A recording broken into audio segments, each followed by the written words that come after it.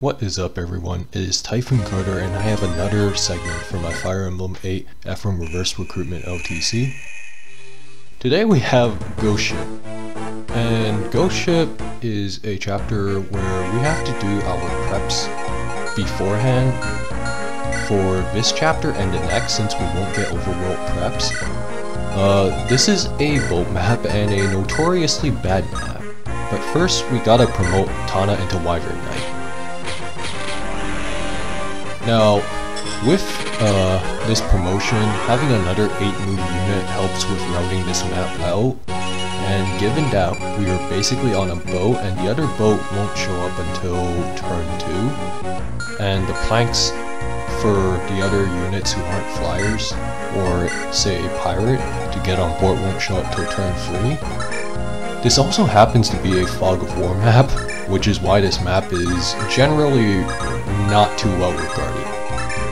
The other annoying factor about this map, especially trying to route it out, is the fact that a lot of the enemies in the fog, who are like on the corners of the map, like some of the mogul reinforcements that show up, they actually don't move at all until all the reinforcements have arrived, which makes routing this map out really annoying. If it weren't for that, returning this map would actually be possible. What we do here is we have Tefis dance for Tana. Now Tana is going to make progress towards the boat, and then she's going to drop Amelia off onto the boat where a lot of enemies are going to be on turn 2. This is also a great opportunity for Saleh and La Rochelle to grind out Torch. By grinding out Torch, I mean working on that staff rank, and Torch gives like 5 staff experience, which will be crucial, especially for Saleh for reaching Warp. And then, yeah, so our flyers will be very important here to cover every corner of the map. One other thing to note is that the La Rochelle and Dazzler replacements, who are Lute and Arthur in this map, they show up on turn 5, and the funny thing is if you clear this map before they show up, they will still like appear as if like you saw them and as if they were recruited, but then the game doesn't register them as recruited for some reason, which is really stupid and was an unintended glitch, which is rather unfortunate because Archer has B light rank, which would have made him a great purge option. Now, yeah, as shown before, a lot of the enemies are like stationary, and then we drop Amelia off onto this ship for her to like clear out most of the enemies on the boat. So the enemies on the boat are also stationary, and you know, frankly, a lot of the enemies being stationary for like no real apparent reason, including reinforcements, especially reinforcements, is just really a questionable design choice.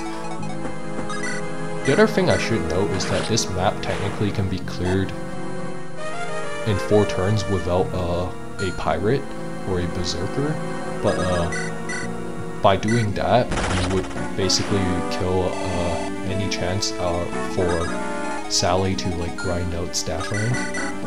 We have to rig a Iron Bow crit with Inez, because Inez really needs to kill, and the gargoyles are relatively fast for this point in the game.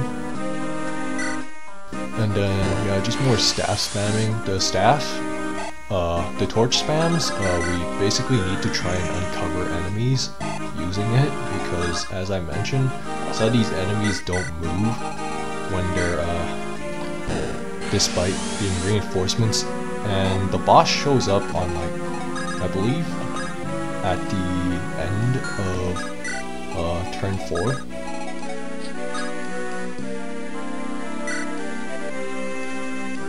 But luckily we won't have to see the boss at all. Anyways, we carry Dazzler, as some reinforcements will show up in the corner, and since Dazzler has water walking properties, Dazla can be dropped off to take care of some of these stationary reinforcements. As this enemy phase is going on, Amelia basically has no trouble clearing out most of these enemies, for the most part, as we just watch all of them just suicide onto her, and Amelia's bulk is like pretty good here. And ideally, this is probably the chapter where you want her promoted by the latest if you didn't get her chapter 9 promotion. And as Amelia keeps killing all these enemies, she is going to get a level up. With this level up, she hits level 2.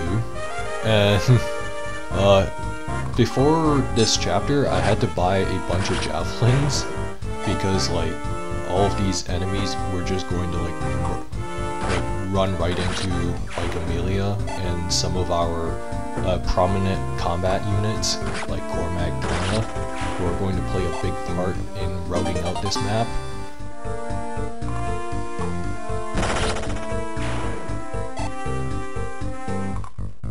Now, another key unit that we will have to grind up is Kyle, who is fairly close to promotion, and him reaching his promotion will be pretty important.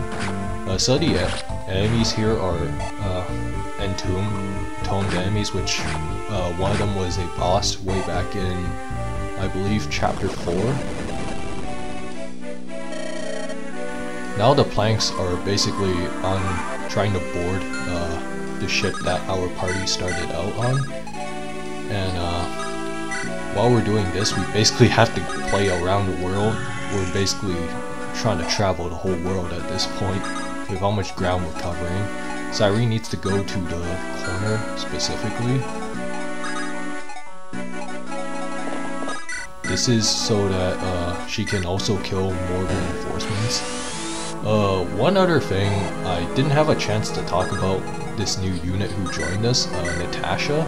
Natasha comes with base A rank staves. This means we won't need to grind her rank up for warp. What we will be focusing on her is getting her magic stat up, so by that we basically have to feed her kills to make sure her base magic reaches 22. And Natasha, since she's a bishop, she has Slayer, so she'll deal effective damage on these monsters. And being Duso's replacement is pretty nice in this regard.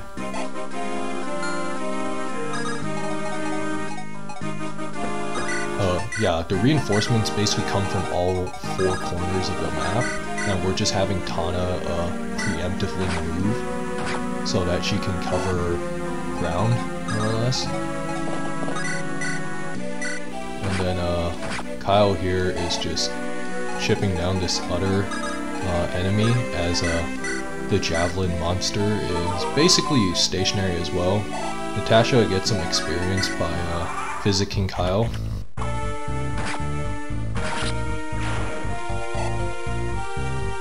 And then Natasha is going to face a bunch of enemies, and we had to rig a miss on that Entombed with Kyle to ensure that he maximizes his experience gain. Dazla just takes care of these guys, and he won't really need to do much else for this map. It was just unfortunate that we couldn't promote him at like any point in time. So, you know, not much we can do about that, although promoting him probably would have made carrying him a bit of an issue later on, I'd imagine. But yeah, so Natasha basically one-shots some of these squirms like it's nobody's business. And Kyle gets a pretty big level up here as he hits level 8. And then the Entombed that he's going to kill also basically gives a full level. Yeah, and then we got these gargoyles out here as reinforcements. Cormac's just gotta do his thing. And then we had Tana take care of the reinforcements on the bottom right. And Syrene had to crit that gargoyle because that gargoyle is another stationary enemy, which makes doing this chapter very annoying. Kyle just kills that generic because we take advantage of the fact that, you know, the Entombed is stationary. And just more torching all around, just free staff grinding.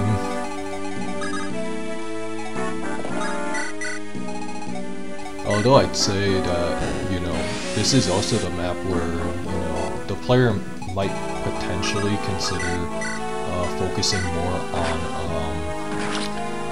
our show warping, if they were serious about having her as a secondary warp user instead of Saleh.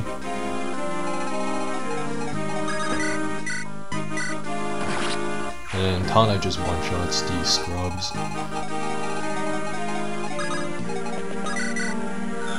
And Tefis gets another dance in for Saleh, just so he can get another torch in.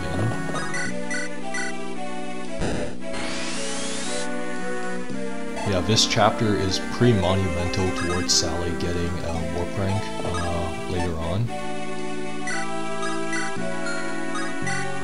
Anyways, with this last enemy phase, we just got some enemies that need to be decked out by Natasha.